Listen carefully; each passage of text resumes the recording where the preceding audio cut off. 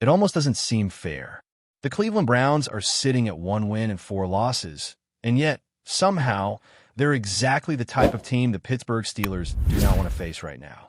It's that frustrating reality where the standings don't even begin to tell the whole story. On paper, this should be the kind of matchup you circle as a get-right game.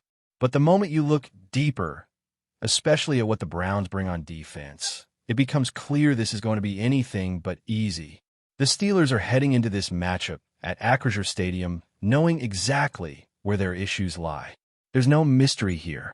The offense has struggled, and not just in general terms. The problem has been painfully specific, running the football. The run game has lacked rhythm, burst, and, most importantly, results.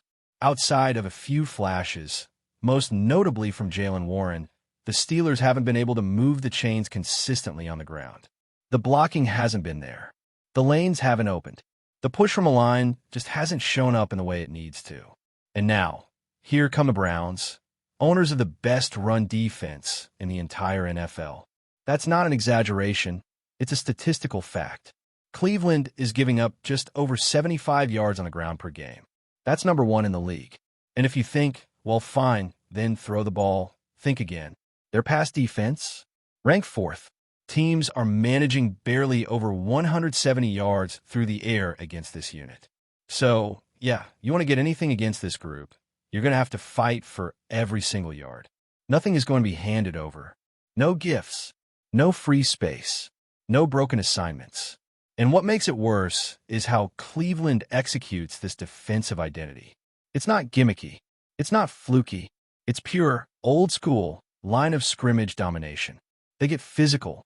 They get into your chest. They blow up plays before they can even begin. It's that kind of game.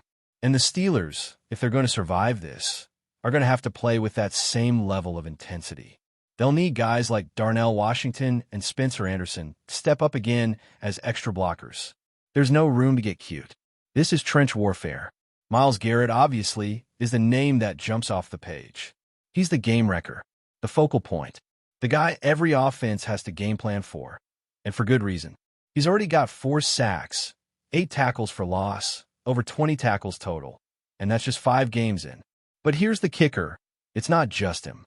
That's where people get it twisted. You can't make the mistake of thinking neutralizing Garrett means you've solved the Browns' defense, because there's real talent all over that front. Isaiah McGuire is emerging on the opposite edge. He's got production, tackles for loss, a sack, even a forced fumble.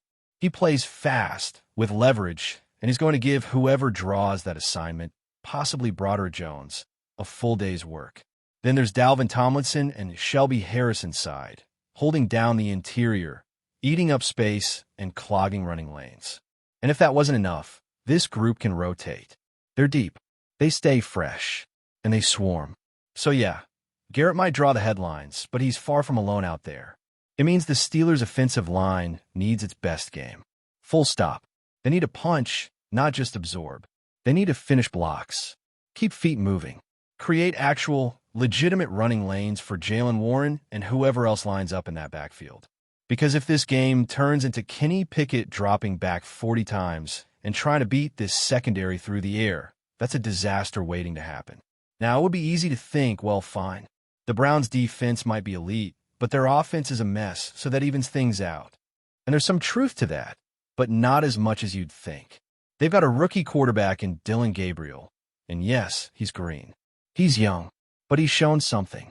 He's shown enough to take the starting job, to make Joe Flacco expendable. And more than the numbers, which are solid. 59% completion, over 200 yards, 3 touchdowns, no picks. It's the way he plays. He looks calm. He looks composed. He's not rattled. He doesn't look like a rookie thrown into the fire and overwhelmed by the speed of the game. That left-handed release is quick. He's got athleticism. And above all, he's got poise. That's the word that keeps coming up. Poise. That's something you can't teach, and it's what makes a young quarterback dangerous, because you can't count on him to implode. He's not just managing the game, he's making plays. And he's not doing it alone. The Browns' second-round pick, Quinton Judkins, is making noise at running back. He's got that low center of gravity, downhill style, but he's got juice too. Over 300 yards already, averaging nearly 5 yards per carry, with a couple of touchdowns and some catches out of the backfield. And like Gabriel, he's trending up. His confidence is growing week by week. He just came off a 110-yard performance on 23 carries in London against the Vikings. That's real production.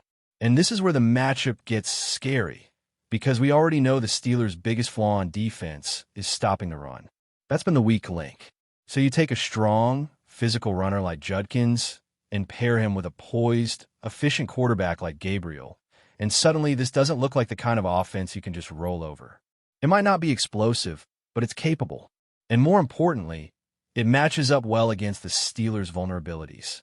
So what you've really got here is a test, a measuring stick, a chance for the Steelers to look in the mirror and go toe-to-toe with everything they've struggled with this season. On offense, they've had trouble running the ball, and they're going against the best run defense in the league. On defense, they've had trouble stopping the run, and they're facing a rookie running back who's heating up. It's almost poetic in a way. And no, this isn't some cliché divisional game where the records don't matter kind of talk. This is deeper than that. This is about identity, about growth, about whether this team has really started turning the corner after what we saw in that game in Dublin. Because that game showed something. Not just that the Steelers won, but how they played. The energy, the execution, the physicality.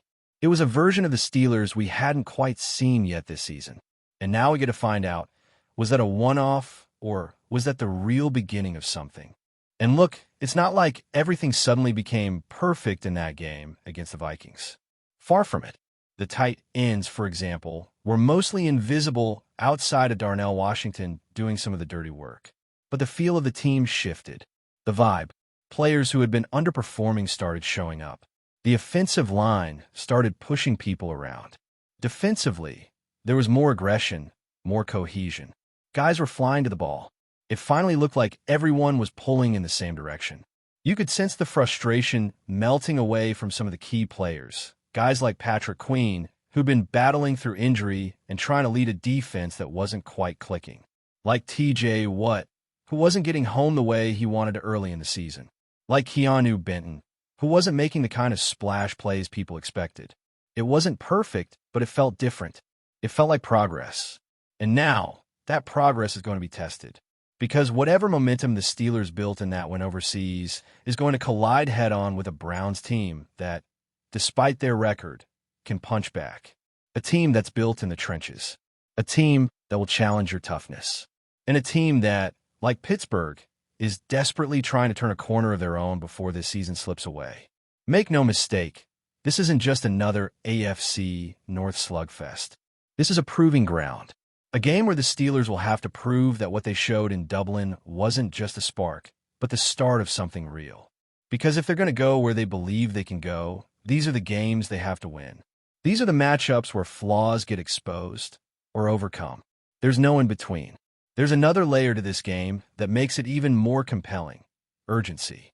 Not just the urgency that comes with a divisional matchup, but the real kind, the kind that creeps into a locker room when everyone knows the margin for error is disappearing. The Browns are sitting at 1 win and 4 losses. They're at a crossroads. One more loss doesn't mathematically eliminate them, but mentally, emotionally, competitively, it could start closing the door. They know it, and that makes them dangerous. A desperate team can be unpredictable. It can swing wildly between brilliance and disaster, but it can also come out with fire, with nothing to lose. And that's what the Steelers have to be ready for. Because even if Cleveland's offense is still trying to find its identity, their defense doesn't need any such soul-searching. That unit is already built, already proven, already playing with the kind of confidence and aggression that wins games by itself. And they're going to bring that fire into Pittsburgh. The Steelers, for their part, are walking a different tightrope. They've got momentum, they've got belief, but they also have pressure. Because if that Dublin performance really was the turning point, this is the moment where it needs to show up again. It can't be a fluke. It can't be something we look back on and say, remember that one good game? It has to be the new standard. Because when you show you're capable of playing at a certain level, you don't get to go back. This is where coaching matters. This is where preparation meets execution. Mike Tomlin and his staff have seen the film. They know exactly what kind of front they're dealing with on the other side. They know that Myles Garrett is going to move around and try to find weak points. That Cleveland is going to stunt, twist, confuse, and overwhelm. So this can't just be about matching intensity. It has to be about being smarter, adjusting, getting the ball out quicker, using motion, deception, play action, whatever it takes to get defenders just half a step out of position. And that means Kenny Pickett's role becomes massive. He can't just be a game manager. He has to take control. He has to show command, not just at the line of scrimmage, but in the pocket, in his progressions, in his decision-making. These are the games where a quarterback earns the trust of his team, not just by putting up numbers, but by handling the moment, by being the steady hand when things get chaotic, because there will be chaos. There always is in these matchups. The run game is going to be tough sledding, no question, but that doesn't mean abandoning it. That's where patience becomes critical. Even if Warren isn't busting off chunk plays early, there's value in staying with it, in wearing a defense down, in keeping the offense balanced enough to make play action viable. 1 or 2 solid runs in the second half can change everything, but they don't happen unless you stay committed in the first. This is where offensive coordinator Matt Canada's script comes under the microscope again. The fans have been vocal, the media even louder, and the numbers back it up. The offense needs creativity, rhythm, and identity. It can't be predictable. It can't be passive, especially not against a unit that thrives on anticipation and disruption like the Browns. If Canada wants to start changing the narrative, this is the kind of game where he can earn back some faith, or lose it completely. On defense, the challenge is more straightforward, but no less critical. Stop the run. If the Steelers can bottle up Judkins early and force Gabriel into long third downs, they can begin to dictate the tempo. That's where the pass rush can feast. That's where guys like TJ Watt and Alex Highsmith can pin their ears back. But if Cleveland gets into a rhythm on the ground, if they start leaning on the play action and moving the chains in small bites, the game slows down. The crowd gets quieter. The Steelers get frustrated, and things start to unravel. That's what makes this such a pivotal matchup. It's not just about individual battles. It's about layers, momentum, psychology, execution, and all of it is unfolding under the lights of a rivalry that never needs any extra juice, but gets plenty of it anyway. Steelers versus Browns is always about pride, but this one's about proof too. Proof that the Steelers are building something real. Proof that they can win not just with heart, but with precision. Proof that what they put on the field in Dublin wasn't a one-night show. And even deeper than that, it's about proving something to themselves. Because this group knows the narrative. They've heard the questions about whether they're physical enough, whether they can dominate the trenches, whether Kenny Pickett is the guy, whether the defense can stop bleeding yards on the ground, whether this team is a real contender or just a middle-of-the-pack group trying to stay above water. This is the kind of game that answers those questions. Maybe not all of them at once, but some. But before we dive in, don't forget to subscribe to Steelers Nation Central and hit the like button on this video. Your support helps us keep bringing you the latest updates on the Pittsburgh Steelers. And don't forget to share your thoughts on the news in the comments below. Whispers are circulating in Pittsburgh, and Steelers fans might want to sit down for this one. The rumor mill has gone into overdrive, suggesting that ALEC Pierce, the dynamic wide receiver known for his deep threat capabilities, could be the latest weapon in Pittsburgh's offensive arsenal. While nothing has been officially confirmed, sources close to the team hint that the Steelers are actively exploring ways to make Pierce the go-to target on long passes next season. Pierce, who has made a name for himself with explosive plays and a knack for stretching defenses, seems like a natural fit for a Steelers offense that has been craving a reliable vertical option. His ability to create separation downfield could be exactly what Pittsburgh needs to complement its ground game and give the quarterback more confidence to push the ball deep. Insiders speculate that the team's coaching staff has been quietly studying game tape, highlighting Pierce's knack for reading defenses and turning short passes into electrifying gains. Fans are already imagining the possibilities. Picture this: a crisp throw from the quarterback, Pierce sprinting past defenders, and the stadium erupting as he pulls in a 50-yard bomb.